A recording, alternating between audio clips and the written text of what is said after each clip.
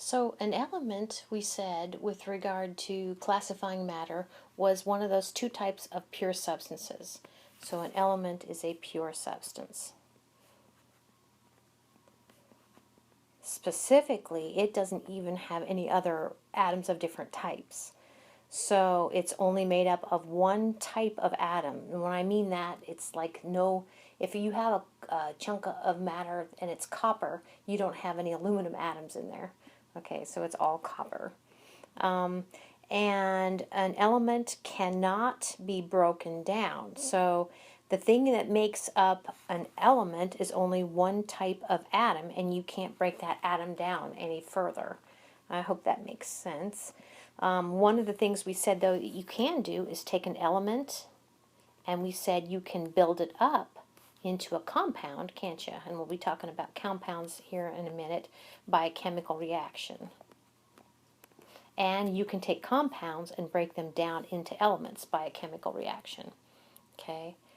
So elements are great. They're like the smallest unit of matter that keeps its identity, I guess I'd say. So these are all the different types of elements, and we'll be talking more about these. I love this. This is actually called the periodic table. So each box is a different element. Of course, we talked about the letter C stands for carbon. So here I am drawing a box around carbon. Let's see. You guys might tell me Ca stands for what? Calcium. Let's see. What other ones? Silver. Silver is Ag. Now, one of the things right off the bat, so each box is a different element, and we're going to try to talk about the periodic table, what's important about it. But notice the periodic table. We have hydrogen, number 1, helium, number 2, and then we go back over here, begin these yellow ones. We have 3, 4, lithium, beryllium, and then we have 5, 6, 7, 8, 9, 10. Okay, boron, carbon, nitrogen, oxygen, fluorine, and neon. Okay, so can you see where it goes across and then it begins another, goes across, okay? So these are all increasing numbers here, okay? Dun, dun, dun, dun, all increasing numbers all the way across here, from rubidium, Rb, to xenon, Xe. Anyway, so I don't mean to throw too much at you, but to me, the periodic table is so awesome with all these different elements. And I will tell you that each one of those numbers is the number of protons. Okay, the number of protons in the center of an atom of that type. So we'll come back to that, but I just kind of wanted to throw that at you. So these are all different elements.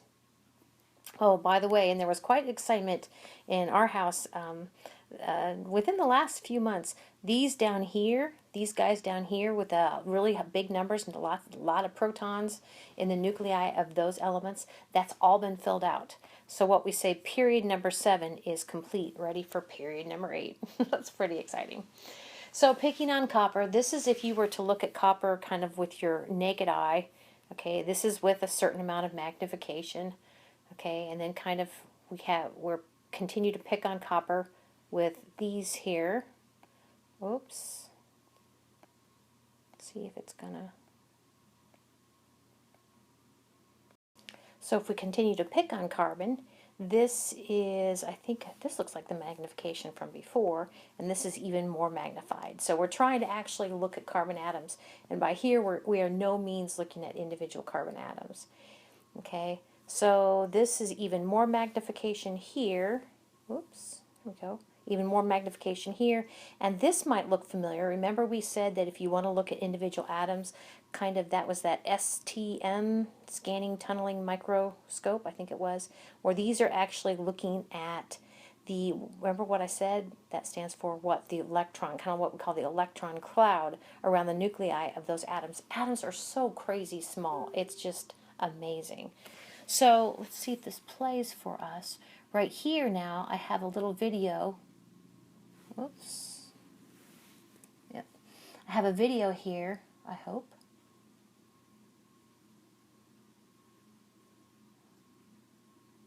That kind of gives you a sense for, let me go ahead and let it repeat, what an atom would look like.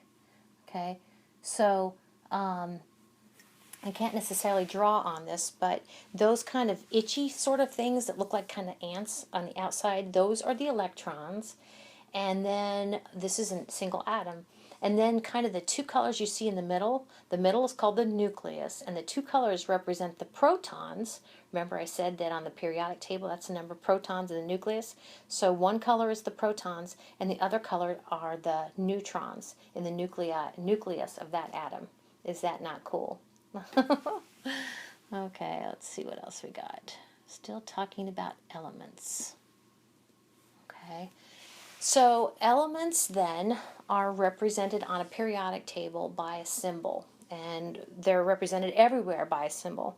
And not in this unit, but on a later unit when we actually dive into more of the periodic table, I'm going to ask you questions like letter C stands for which element, okay?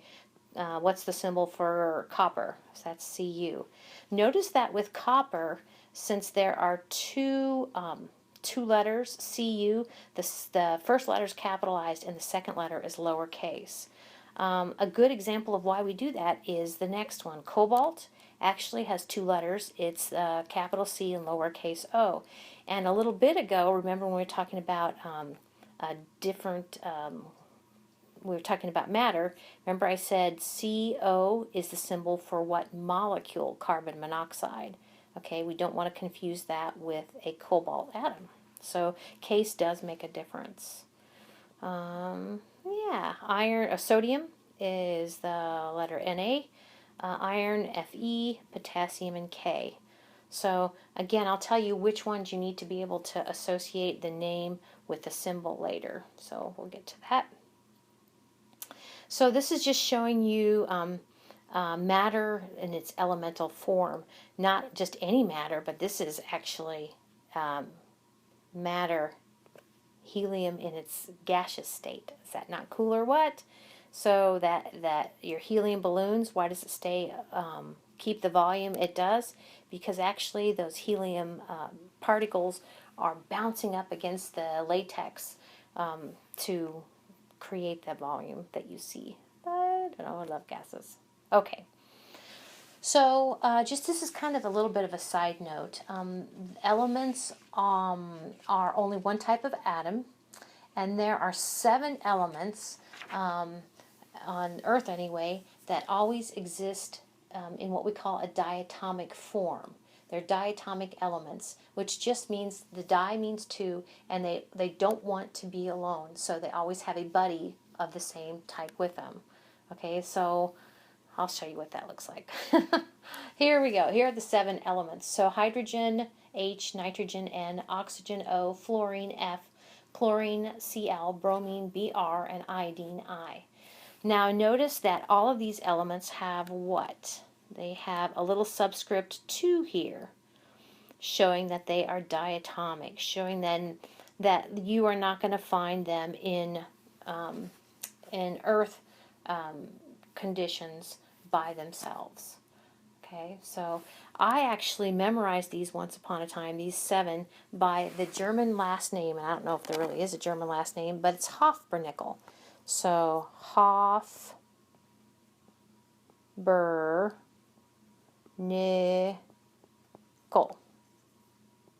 Okay, so as I've done that, I'm going to put little subscripts 2 here. Okay, those are my 7 diatomic elements. I learned it that way a long time ago. So there you go. And here's the 7 diatomic elements on the periodic table. So not a whole lot more to say about that, other than there are a lot of the, we're going to see that, I'm going to circle 9, 17, 35, and 53. We're going to see that actually elements on the periodic table, as you're going up and down like this, they have very similar properties. And so these guys actually line up quite nicely. These guys right here are called the halogens. Halogens. It's like a family going up and down like that. Okay. And these are just some picture of assortment of elements. Okay. There are only are there two liquids? One liquid. I think mercury and bromine. Okay, so the symbol for mercury is Hg. Okay, and there is liquid mercury. We have a lot of solids. Most elements are solids. This is sulfur, this is copper, Cu, this is iron, Fe, and this is aluminum, Al. Okay, so these are different elements.